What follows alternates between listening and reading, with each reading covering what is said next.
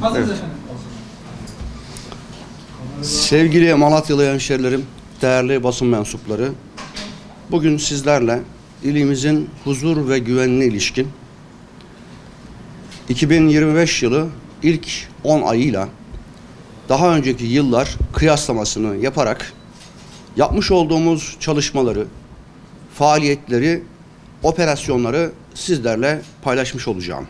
1 Ocak 31 Ekim 2025 tarihleri arasında tüm terör örgütlerine yönelik olarak 67 operasyon gerçekleştirilmiş, 74 zanlı gözaltına alınmış, 14'ü tutuklanmış, 22'si ise adli kontrol şartıyla serbest bırakılmıştır.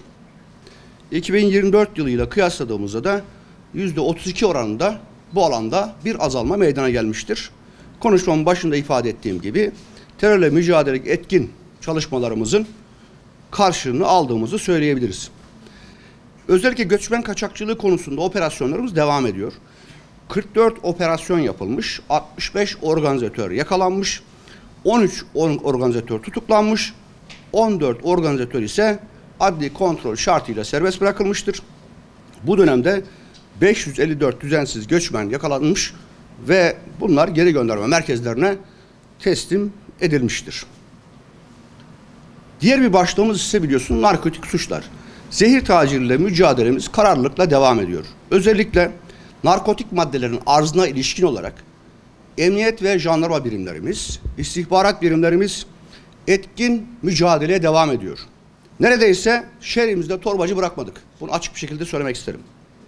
Yeni torbacı bulma gayret ve çabaları şehrimizde devam ediyor.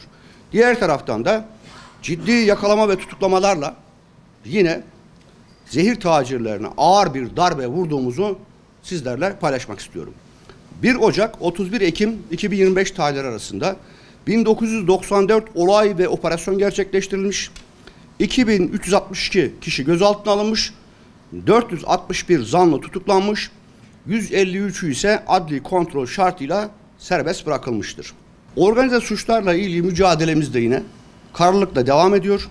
1 Ocak 31 Ekim 2025 tarihleri arasında 17 operasyon gerçekleştirilmiş, 114 kişi gözaltına alınmış, 69'u tutuklanmış, 22'si adli kontrol şartıyla serbest bırakılmıştır.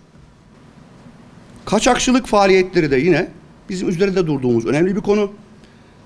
1 Ocak 31 Ekim 2025 tarihleri arasında 179 operasyon gerçekleştirilmiş, 229 kişi gözaltına alınmış, 5'i tutuklanmış, 5'i de adli kontrol şartıyla serbest bırakılmıştır.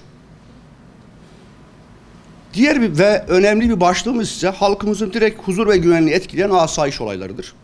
1 Ocak 31 Ekim 2025 tarihleri arasında 20.921 olay meydana gelmiş, 2180 kişi gözaltına alınmış, 639'u tutuklanmıştır. 2024 yılında ise 24.180 olay meydana gelmiştir.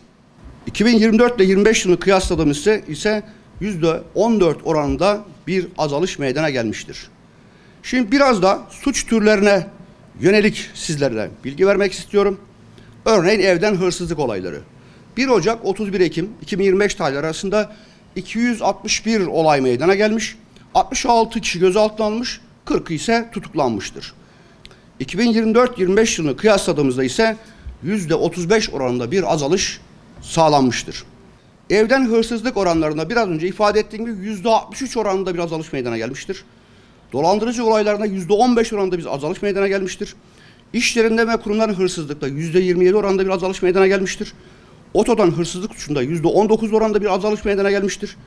Yağma ve gasp suçunda ise %32 oranında bir azalış meydana gelmiştir. Özellikle ölümlü ve yaralanmalı kazaları azaltmak için trafik denetimlerine ağırlık veriyoruz. Bu kapsamda amacımız kimseye ceza yazmak değil. Ancak hemşerilerimizin can ve mal emniyetini sağlamakta elbette valilerimizin temel görevleri arasında bulunuyor. Bu vesileyle buradan tüm sürücülere trafik kurallarına uymalarını bir kez daha tavsiye ediyoruz.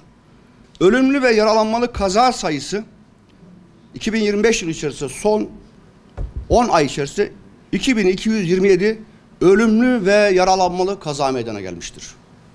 ve bizi derinden üzüyor ve etkiliyor.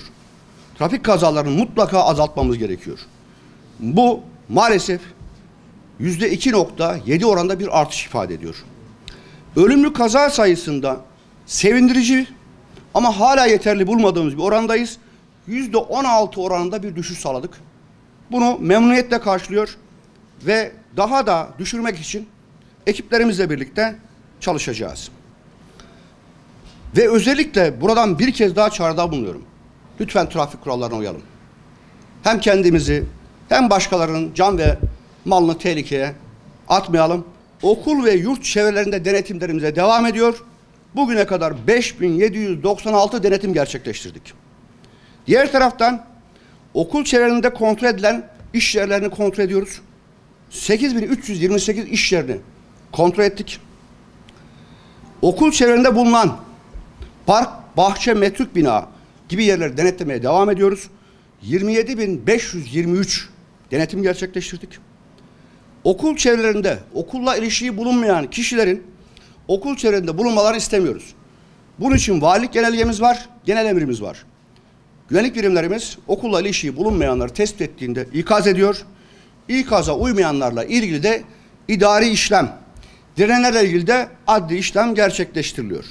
Yine okul çevrelerindeki araçları denetlemeye devam ediyoruz. 431.270 araç okul çevrelerinde denetlenmiş ve kontrol edilmiştir. Ayrıca biraz önce bahsettiğim okul servislerine özel bir önem veriyoruz. Bunların kaza yapmaması, güvenle çocuklarımız okula gelmesi ve evlerine ulaşması için 18.640 okul servisini denetlemiş bulunuyoruz.